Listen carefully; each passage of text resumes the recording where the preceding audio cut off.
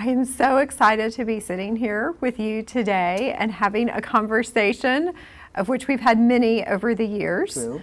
But this is a new special occasion and relationship that we are going to be working together, Yes. and I couldn't be more excited. Well, I bet you're not more excited than I am. Well, it's close. It's close.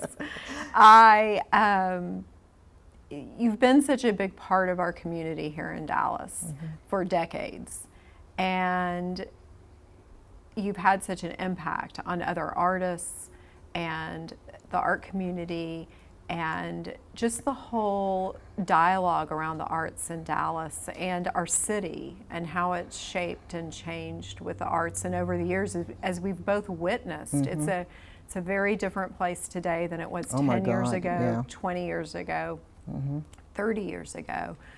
However, what I really want to visit with you about is you as an artist and where you are coming from and your perspective. And I want to start first with the project that you just did at the Nasher Sculpture Center, Stony Road. And can you share a little bit about that installation and the work and what that was about? Sure. Stony the Road is actually the second verse of what's known as the Negro Anthem, which has later been called the Black National Anthem. And it's a song that I've sung, since I was a child. It was introduced to me by my parents. And I feel like that particular verse was like a perfect sort of explanation for the Black experience in America. And when the Nasher approached me, I guess Lee asked me maybe in September of last year about doing this installation. I said, what do I want to do? Because this was we'd just gone through the summer with George Floyd's murder and all the uproar around the world, basically, that came from that. And I was thinking about, well, how do I respond to all this? Because, my work is political, there's no doubt about it. It comes through a spiritual kind of lens, but it's political. And I had originally, when I first started doing my work, it was very in-your-face kind of political. And I had since morphed into this sort of conversation around spirituality and social issues, et cetera. And I said, you know what, I should really stick to what I've been doing as a way of responding to all of that. And I decided, what I really want to do is I want to build a shrine to Black America. And that way I'm creating a healing space, which is so sorely needed. So I started thinking about, what did I want in that space? And I started taking pictures as part, I don't call myself a photographer because that's not what I'm doing. I'm using photography in the work that I've been doing for years now. And I started thinking about what photography did I want to do? And the first thing that came to mind was what's in the song, Stony the Road We Trod. So I went out in my backyard and I took pictures of my feet on rocks. And I knew that was going to be an image in it. I didn't know exactly what I was going to do, but I knew it was going to be an image in it. And then I have these blue boots that, everybody knows that I fashionista around the feet. I had blue boots, and I said, well, that can be the metaphor that I always use about protection, because blue is a protection color in traditional African art. So I took pictures of my blue feet on the rocks and held those pictures for a minute. And I'd been using a company out in California that's a novelty. They make novelties, basically. I've been using them to make my art, so much cheaper than going with the, custom places.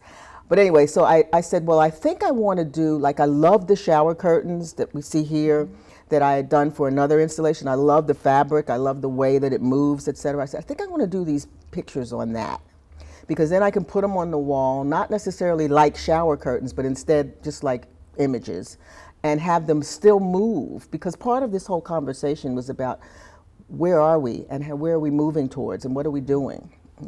And then I started thinking about all the other elements that I often use in my work, which is the rooster, the white rooster, which is a symbol of the ancestors, the white turtle, which is a symbol of wisdom and continuity and all of that. So I knew that I wanted all of those elements in this. And then another material that I've been using for a while when I'm dealing with things around healing is the peat moss. So I knew I have some peat moss in there. So I figured I'd create a yard of peat moss for these roosters to be in. And then because my work is very research-based, I had done a lot of research on the actual tribes that were enslaved and sent to our area of the world.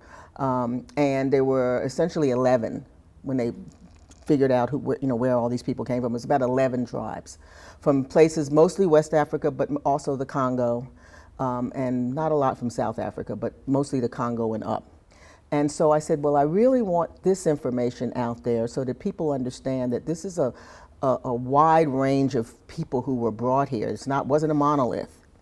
And so I labeled each one of those roosters with a tribe name, and the African Americans are the 12th tribe, because I feel like we're a hybrid. They stripped us of all of our information about our ancestry, and we became like a hybrid tribe. So that's what the roosters represented. And then, because my work is always about communicating with people directly, I wanted a interactive element to it. So I figured, what do all black people understand is that the offering basket, because church, you got your offering basket. So I said, I'm going to put offering baskets, and I'm going to ask people to offer an affirmation to the black community. And boy, did I get affirmations. I got like over 300 and some odd affirmations. And then there was a sound element, because there usually is in my installations, there's a sound element. And that was me humming the Black National Anthem. And I got the best sort of compliment from Jed Morris when he said to me, he said, Vic, I know we're taking this down, but he said, I'm keeping the audio on my computer, because he said, when I'd get stressed out during the day, I just come into your installation and my blood pressure would just lower immediately just listening to your humming. And I was like, by all means. Love that. I love that. Well, because what I want to talk about a little bit is where your work has been well documented, but kind of very much of where you are now and where you want to be going with the work in the future. And I keep coming back because the Nasher installation was so recent, and looking at that, and I would love for you, I think obviously 2020 has been an extremely challenging year for everybody, and now 2021 is also a challenging year. And I think there's a tremendous sense of loss for a lot of people in a lot of different ways. And when I was looking at the Nasher installation and other work, I'm so intrigued by the role of the ancestors.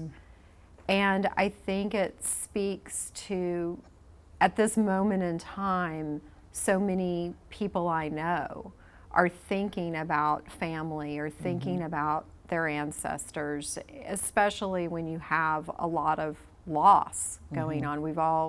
A lot of people have lost a lot of things over the past year and a half. And I wanted you to kind of talk more about ancestors, the role that ancestors play in your work, and kind of what you hope to introduce through that connection and what it kind of means to you. Well, I think I figured out a long time ago that, I didn't get here by myself.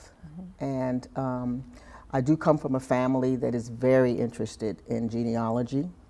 And I also come from a family that is very much about understanding our history. So I started really incorporating that in the work probably about the time I started doing installation. I think that's about when it really became clear to me that that's something I wanted to really explore. Because prior to that, I was doing more sort of topical political issues of the day, but not necessarily trying to interpret those through this lens of the ancestors and all of the things that we need to understand, standing on shoulders, what that means, et cetera. So I would say that the first time I began to really sort of consciously say, I want to really explore Yoruba and West African cosmology and ritual and spirituality as a part of what I'm talking about in my work. And for me, it's very simple. It's that, the ancestors are critical. You know, we wouldn't be anywhere without having somebody's shoulders to stand on.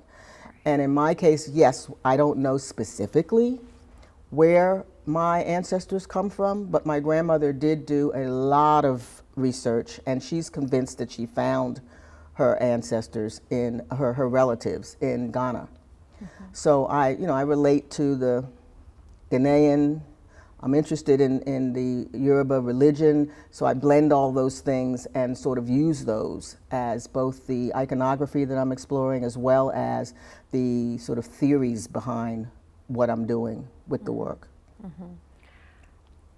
The other aspect that I've been thinking a lot when I look at your work is the idea of audience. I mean, all of this will kind of interweave, but another aspect is audience. And I think when I think of your work, when a lot of people think of your work, we think of large-scale installations. And I know that that's not exclusively what you do, but that is maybe where you've had your largest audiences, are those that have seen those installations in museums and exhibitions over the years. But you definitely are a communicator, and you are trying. I feel that you are communicating with your audience. Sometimes with artists, you see an artist creates work, and a lot of where they're coming from are private thoughts that remain private. You have a voice that you are sharing ideas, and I wonder about how you think about the ideas of audience, kind of who your audience is currently, who you would like to be your audience now and in the future, and kind of in what way do you want to connect with them? Because it seems, even if we talk about the Nasher Sculpture Center installation, it's clearly for an audience. You are engaging, you're asking for participation, you are speaking to someone or many people through it, and it has a really profound impact. So I would love to hear how you look at the idea of audience, or do you, when you're creating a work? Absolutely, I do. And it's sort of interesting, it's sort of ironic that today we're having this interview on Elizabeth Catlett's birthday, which, she was my mentor, and she was the one that instilled in me the notion that you do this work for the people. And if I'm doing work for the people, then I am trying to speak as clearly as I can about things that I want them to embrace as a topic, And so I do absolutely think about who's going to see this work, and how do I want them to engage with the work. So it's not me passively saying, I'm just going to put it up and we'll see what happens. No, I'm doing this work with an outcome in mind, and the outcome is always about having people interact with it. Because most of my installations, I think we talked about the fact that, for me, if a museum collects my installation, it's not necessarily a win for me, because if it can't be seen and it can't be interacted with, which museums don't, as a rule, allow people to touch things and to engage with things, it means that my installations will never be seen the way they're supposed to be seen and the way they're supposed to be experienced. So I do feel that part of what I'm trying to do is to make people feel, to make people think, to make people ponder. That's part of, if you walk away from one of my installations without, just sort of shrugging your shoulders, then I've failed. Now, you can hate it. I don't mind you hating it, but I want an emotion from you. So that's kind of the basis for what I'm doing. I'm not doing these just to sort of please myself. I really do want my audience to be a part of that experience. I think that's why I started doing installation in the first place and moved away from sculpture, because I could not say all of the things I wanted to say in one medium. I could not get the kind of response that I wanted by just doing an object. It felt like I had to create an experience for people in order for them to experience what I was, talking about. When you reflect back on past installations and projects, are there a few or one that really stands out to you that you think, when we talk about audience and we talk about engagement and speaking to the audience, does something just jump to your mind of you're like, yes, this is what I mean, and this was a successful installation in that regard, and that you really loved it? That's a hard one because I really. There are probably a lot. There are, yeah. I mean, the one that the Museum of Fine Arts Houston collected is one of my best installations, no doubt about it. It's also one of the most painful. But I got such a reaction because that also you were able to write on a slip of paper and add your own ancestral sort of acknowledgement to a wall. So that was also, even though the rest of it was sort of heavy and what have you, you had a chance to sort of uplift your own family or whomever you wanted to acknowledge. But that one was very difficult to do because it was a very heart-rending kind of research that I had to engage in. But it was also one that produced a lot of very wonderful audience engagement. So that's definitely one of the ones that I love.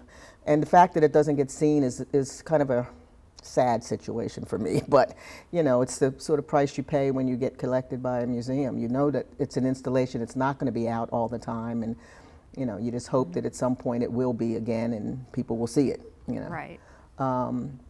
But I also have had really wonderful experiences with other installations that I've done that were, I think almost all of mine are interactive. So in some way or other, the audience is engaging in it.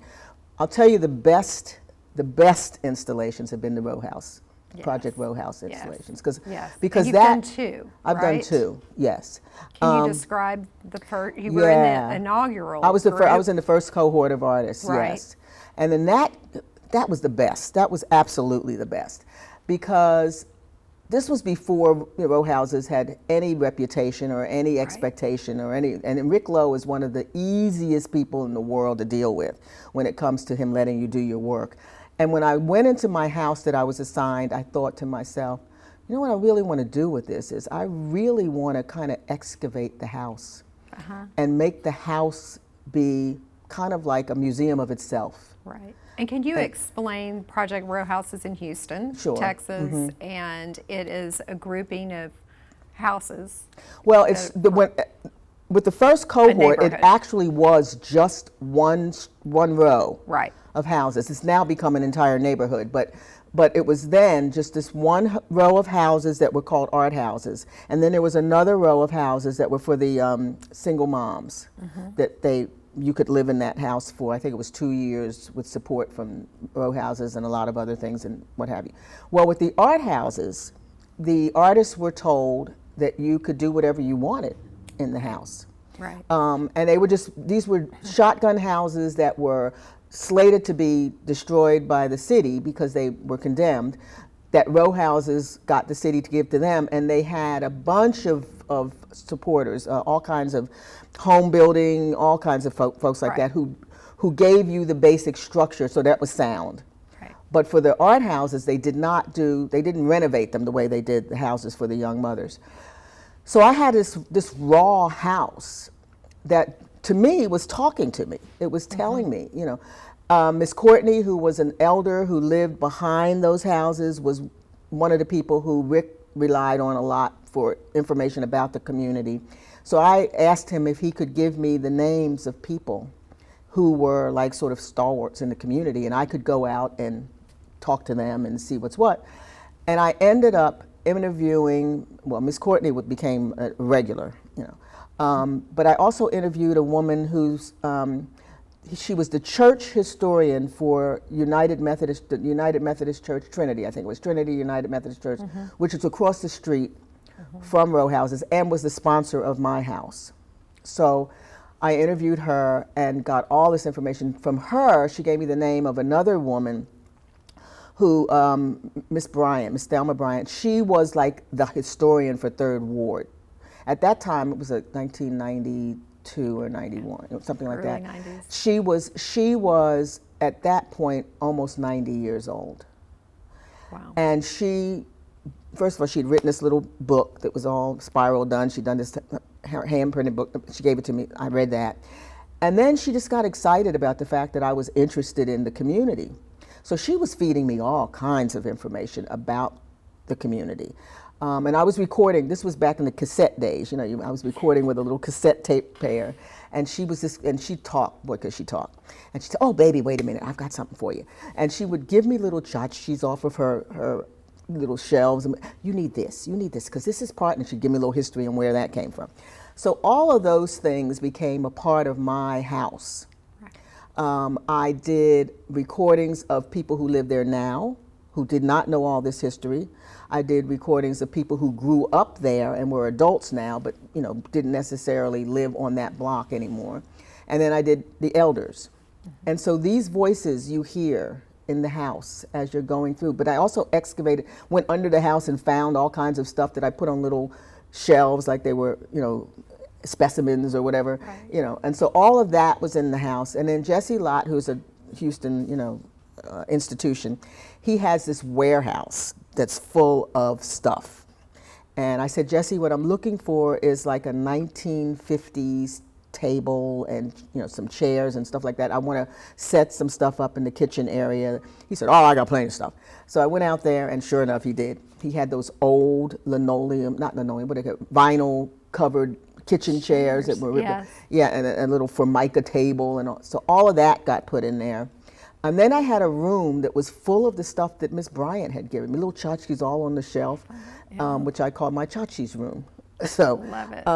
And then I drew on shears, because one of the things that everybody talked about was their grandmothers, relating to their grandmothers living in these places with the sheer curtains. And so I drew on shears some of the stories that I was told, and they hung in a room that was dark, but had a fan going, so these things were moving while you heard the voices talking Amazing. About the place. So it was, and I called it 2517 Memory House. That was the first one. And then outside on the porch were just the bottles with the water, which is a symbol of cleansing before you go into the house, it's sort of catching evil spirits before you go into the house. That's what hung outside. And at that time, in the early 90s, when Project Row House began, if I'm correct, as I remember, that community, for a lot, when we talk about audience, a lot of the individuals that actually lived in that surrounding neighborhood, this might be a first experience with an art installation. Mm-hmm. I'm sure it was. A very different kind of audience than when we were talking about the MFA exactly. installation versus actually being in a community, mm-hmm. in a neighborhood. That's what I loved about it. Yeah. I loved about the way in which I was able to have real interaction. I mean, I took advantage of when Rick said I'm sorry, I put my hand up. When Rick said that he wanted to have community engagement, right. I took that to heart. Right. And since I was basically a community development person in terms of my art world, my administrative world, I knew how to do that. And I spent more of my time hanging out with old people and them telling me stories, and hanging out with the younger people and them telling me stories, and then figured out what was the best way to sort of honor that mm-hmm. history. Mm-hmm. And that was what my house was about. Mm-hmm. So. Because I think when I think about your work, perhaps it's interesting hearing all of this. There is this parallel when you referenced your administrative work, where you are with South Dallas Cultural Center, you're cultivating an audience there, but you're also cultivating an audience with your own artwork. And again, the desire we have so many different platforms. You've had several different platforms, mm-hmm. but I think you've also seen those individuals in a community that have maybe not had a lot of exposure to art. You've also seen people that you could mentor to be artists mm-hmm. through probably both of these platforms. And then kind of your art world, your mm-hmm. collectors, your museum curators and critics. But it's interesting how you bring all of that together. Well, I don't think that I'm a person who can separate those Right. things. You know, I did consciously separate my art life from Dallas because of what I felt like was my responsibility as a arts administrator, and that's why I developed my art career in Houston. But I will also say that that served me well because I was able to introduce a number of Dallas artists to Houston and open up some opportunities for them there. And I was also able to have a freedom to do what I wanted to do as an artist because I was doing it in a community that didn't have any connection to me as an arts administrator. So, you know, I think it worked out well in terms of the way in which I've sort of kept those two lives separated in one way, but also combined in another way. Because like you said, I'm able, because of what I've done in my arts administrative career, I'm able to help more artists. I'm able to have conversations around issues that they might not even be thinking about because I've, you know, experienced them in another setting and bringing that back to Dallas. And I'm able to open up some doors, which, you know, I feel like when I'm given, I give. Absolutely. You know, I don't believe in that whole thing of, you know, oh, I might have competition, so I'm not going to share. You know, it's like, no. It's called, if I know something, you know something. Absolutely. You know. And just bringing everyone up Everybody. with you.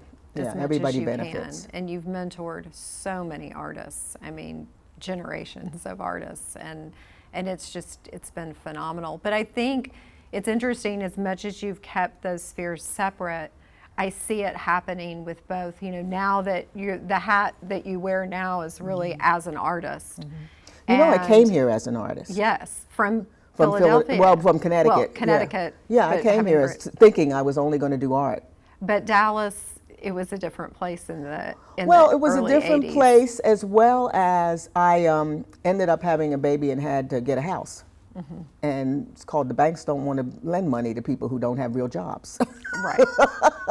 Right. So that's really what motivated me to get, and Jerry Allen coming to town, that was the other thing. This man was somebody who could entice me back into the arts administrative world, which I don't think anybody else in this town could have done. But that's what did it. Right. And then once you're in that, then that's when I had to start making decisions about, well, how am I going to do my art? And because I had young babies, it was okay for me not to have it going full steam like it was when I first got here. But then after, you know, they were old enough to start not worrying about mommy being in their face every other minute, I started looking at other ways. So in '88 was when I first started showing in Houston. Right. The other area that I've been thinking about a lot with your work is the idea and the concept of healing. And you touched on that a little bit when we first started talking, and kind of how you feel healing plays a role in your work. And if you could also talk about, I'd planned on talking about healing when I think of your work and where you are now and what you're addressing. And then I'm sitting here with these pieces, and all I can think about is healing because you can just feel it. So could you talk a little bit about healing and also maybe talk about this series? You know, it's funny because I didn't even think consciously about that being a part of the work until I realized that the whole need to embrace the spirituality aspect of African life came because I was not raised in the church. We weren't raised Christians or anything. We were just, you know, out there. But I've always been very spiritual. And I think I consciously started thinking about it when I started doing the first installation I did, which was horrible on a very grand scale. I did it around my children, the birth of my children, and what that did to me in terms of changing my perspective and bringing certain things into the fore that I had never thought about. But that was the first sort of healing thing that I did, artwork that I did. And from that point on, I started thinking about, well, let me start looking at this work as not just pointing out an issue and a problem, but how are we going to heal from that problem? And that's, the work began to take on that kind of healing aspect as being a part of it too. Now, it's not, I won't say that all of the work is that, No. but most of it is. Most of it is about finding solutions as well as talking about a problem. Right. So I think it is connected, because even with the most challenging work that is difficult to look at, to think about, that's a healing process in and of itself. you When got to you're open up the, exposing- that's it, you got to open you're up the sore. exposing issues, you're exposing things that need to be addressed and confronted. And then I think the healing, it may not happen there in the exhibition space, but it, as you said, it gets a reaction from the audience, from the viewer, and they think about it. Right. Tell me about this series about the vulnerable. Well, vulnerable is a perfect example of self-healing, because I had surgery to get my thyroid removed in 2016, and it was a problem that I didn't even know I had. I knew that I had gained a bunch of weight. I chalked everything up to old age. I was just like, you get old, you get fat. You know, that's what happens. You get old, you get tired. You know, all of these things that were happening to me, I did not associate with an illness. And I had never had any major illnesses in my life. You know, I think the only times I had been in the hospital were for my babies, a tonsillectomy when I was 9, and a small tumor, not tumor, but it was a growth that was on my, that's it. So I started wondering, what does all this mean? You know, that they're going to take out my thyroid, and then what happens? And I was not prepared necessarily for what happened, which was your whole body goes through these changes. And so I could have been depressed, but I decided, no, let's just do a little piece on this. Yeah, let's make some Let's art. make some art about Let's make this. some You know, art. it's Work like, this I out. got no time for depression. Let's get this work out here. So I started looking at all of the things that were happening to me that were, you know, like you have these heat things in your body. Your body is literally, feels like it's on fire while your body's trying to figure out, you know, balance itself, because they give you medication to sort of replace the thyroid. But that takes a while before it begins to kick in. So there were these flashes of heat that just went through your whole body, pain in places that you never had pain before, and then it would go away, and then it would come in another place. You know, it was just all this weird stuff was happening to me. So I said, well, I would like to do something that would actually sort of chronicle this change in my physical being and my mental being, because I was really, I was distressed about it, but I knew there was nothing I could do about it. You know, that it had to work its way, because the doctor explained we're gonna figure out your medication over time, and in that time you're gonna have these changes. I knew all of that, but to actually feel it, you know, was a whole different story. So I started taking pictures of, like, there's a picture of, in this series, there's a picture of my band, my Like your IV bandage. and connection, and yeah. The other thing I need to say very Yes. seriously is I am a person who really hates giving blood and taking blood and all of that. Needles. Yeah, no. And now I'm a person who has to literally get that done regularly. Right. So it's like, okay, how am I going to deal Right. with this? So there's an image of that, and I was taking these pictures in the dark Okay. in my bed. In your bed. In my bed. While you were While recovering? I was Okay. recovering, yeah. Okay. In fact, I was in the hospital taking these Oh my pictures. gosh.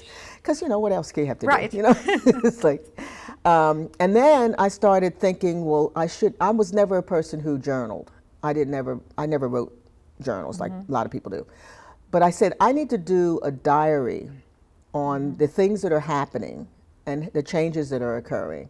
And so I did, part of this installation is a series of what I call mixed media collaged painting, drawing things, because it's got all of that in it, and photography of me with the text of what was going on, you know, all the things that were happening. And then I did a series of images on baby blankets. Right. Because to me, the title of this installation is Vulnerable. This is the most vulnerable I've ever been. And to me, these shower curtains, where are you most vulnerable? When you're naked in the shower. Okay, so the shower curtains became a metaphor for how I was stripped down to just me. Nothing. You know, Yeah. just I have to deal with me. The baby blankets, that's another symbol of vulnerability. And then I did these, which were sort of comical, these photographs of a peacock, because that was me before this thyroid situation. And then me on a scale where I had topped 200 pounds. And then another image of the Venus of Willendorf, because after all, she is the epitome of the fat lady. And then the final was the vulture, because Right. there's a whole myth about Oshun, who is a Yoruba goddess, and how she saves the earth by going to God when the male deities are trying to act like they're the gods and not doing what they're supposed to do. God decides to put a big drought out there, and she is going to beg God to give us water. You know, these guys, they didn't mean it, you know, and to do that, she has to go through the sun, and it burns off all of her beautiful peacock's feathers, and that's how vultures came to be. So I figured that's a great metaphor for losing your vanity when you're faced with these kinds of health issues. And I had to get over that. I mean, you know, I was extremely, I'm still extremely vain, but you know, I was even more vain before that.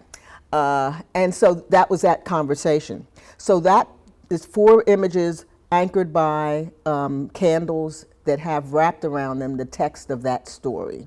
Right. And then on, let me see, that wall, these pieces become like the sanctuary of imagery that sort of talks about, this was the final one, you sort of just finally, you give it all over. You know, you just give it all over to God and let that be done. And don't worry about it. You know, it's all going to work out in the end. Or not, whatever. But, whatever. One way or another. One way or another, it'll work out, you know. So this piece was about me healing myself. Right. Not just physically, but mentally getting myself in a good place around, this is the new you. And you know, it's okay. You gotta be okay with this new you. And I was amazed at how many other people have been, I mean, I never heard of thyroids before. I mean, I didn't even know what thyroid was. Right. Or what it did. Right. You know, but now all of a sudden I've got these people coming up to me and telling me, pouring their hearts out about their thyroid issues and what they had go through. So it's a very common ailment, evidently. Right. And then that connection and the way these pieces touched people. Yeah. And you know, in a way you didn't expect, probably thinking it's so personal, but then realizing it's very universal. Exactly. I mean, really and the statement people. I wrote about this was that I don't usually do personal work. You know, my work is usually about other things. Now, my perspective on it, but other things. And I said, so, you know, this is about a journey that I had to take in order to get to a certain place. And then I was absolutely surprised by how many other people reacted to it, including Sorpik Angelini, who was, you know, who showed the work at her space in Houston. She had thyroid issues. She said, Vicki, this was so good for me to see this. Right, exactly. So it all worked out great. That's amazing. Yeah. So tell me what you're thinking about as you think about the upcoming year, as you think about new work either you're making or that you want to make. What's up here in your mind and where you want to go? I'm working right now on my exhibition that'll happen in Houston in September. And as part of the Texas Artist of the Year commitment, I will be doing, well, essentially it's going to be like a big installation. It's going to be all 3 galleries. And it's called The Journey to Me. And it's going to sort of look at the way in which my work has evolved from the overtly political to the sort of spiritual, giving homage to Elizabeth, who was, you know, like I said, my mentor and who sort of shaped my thinking around my aesthetic, and then working its way to the way in which I do installation now. So that's one thing that I'm currently working on. The other thing that I'm working on is a show that I will have here, which I've found my notes as to what I'm calling it. It's called At What Point Do I Disappear? Black Women's Obsession with White Femininity. So that work will be done, and that's right now what I'm looking at is sort of individual pieces. It's not going to be an installation. It's going to really be a kind of conversation, but all those pieces will be individual at this point. And then I'm also working on a video because I I'm wanna hear still about doing my that. video work. Yes. Yeah. I call them video comments because they're not quite long enough to be. Rick told me I should call these films because that's what they are. But I said, I'm okay with calling them comments. So I'm not trying to be a filmmaker. But this second video that I'm working on is a extension of the first one I did called I Could Be Angry All the Time If I Think Too Hard, Part 1, Right. To Be Black in America. This one is looking at the generational trauma that black women have around losing the ability to lose your child at a moment's notice, either through state-sanctioned violence or other kind of violence. It's mostly through violence. And I'm using, first I had this grandiose idea of I was going to interview all these different women and da-da-da-da-da.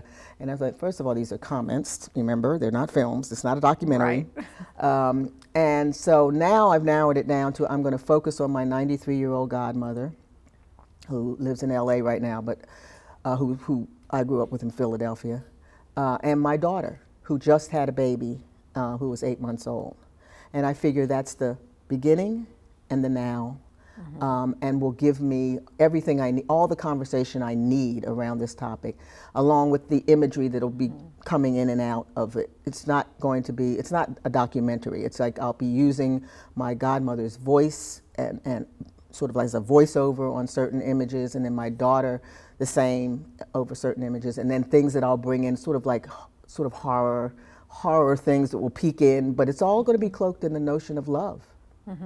And the way in which, despite all of that, black women still love their children and don't allow any of this trauma to stop that particular thing from happening. Even if it might be in the back of your head, always, it's not what defines you or defines your relationship to your children. So that's what I'm looking at for that piece. And I'm hoping to have, well, keep our fingers crossed, I'm hoping to have it done by the end of the year so that I'll have the possibility of premiering it somewhere in a film festival somewhere.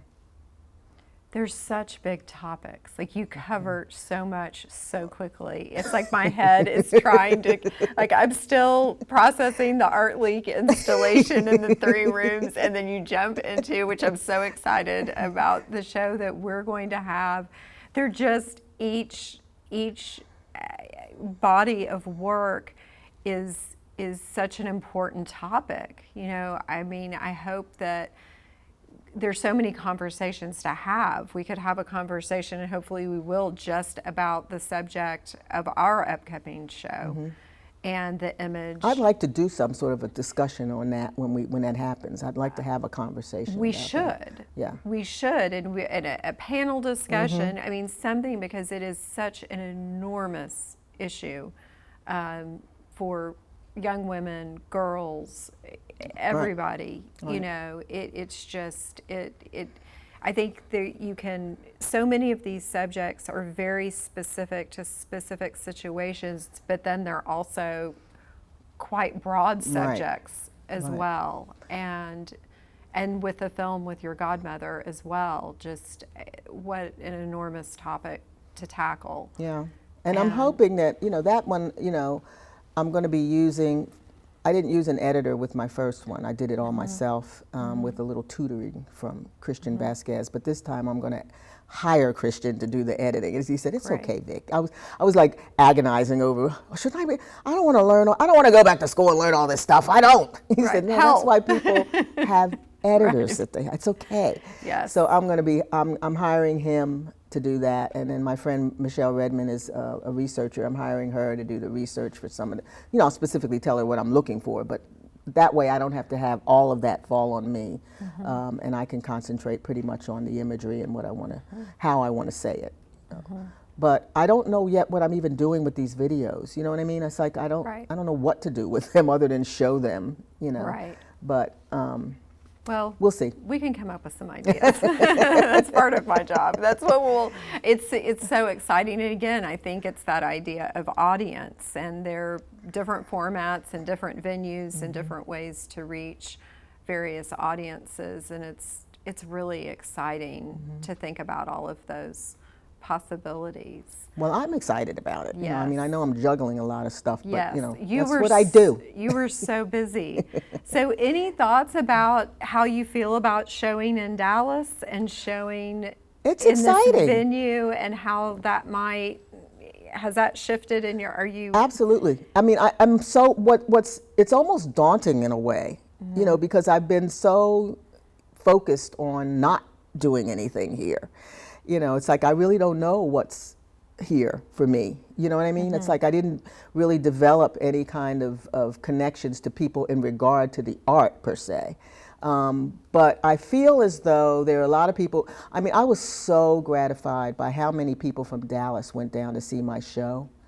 And it was like they didn't really need to see the one in Dallas because they'd all seen it in Houston. Right. But that makes me think that there's an audience here that doesn't have to travel now to Right. see the work, and that's nice, you know, to be able to do it in my city. Right. And to be associated with your gallery is a particularly rewarding thing because you know I've watched you all along from your days before you had a gallery to now, Right. and you know you certainly are one of the people I've respected in the gallery world for many years. So it's great to be associated with somebody who you can feel good about. Yes. You know, this is a good association. We're so excited, and I think they're fantastic. I can't wait. I mean, we've followed each other and known each other, and I think we've been on kind of parallel paths, watching each other for all of these years, and now we get to really like have a conversation, Right. and really plan and do some exciting things. I can't wait. So thank you for sitting down with me. We're gonna have to do this again. Well, we will. And we will. We've got more to do and more to plan. But thank you so much. I'm just happy sitting in front of this work and getting to look at it while we're having our conversation, and so happy to have the opportunity to live with it and share it with others. And you just keep going and keep making, and I will keep we will on. be following right behind you. Wonderful. Thank you. Thank you. Thanks, Vicki.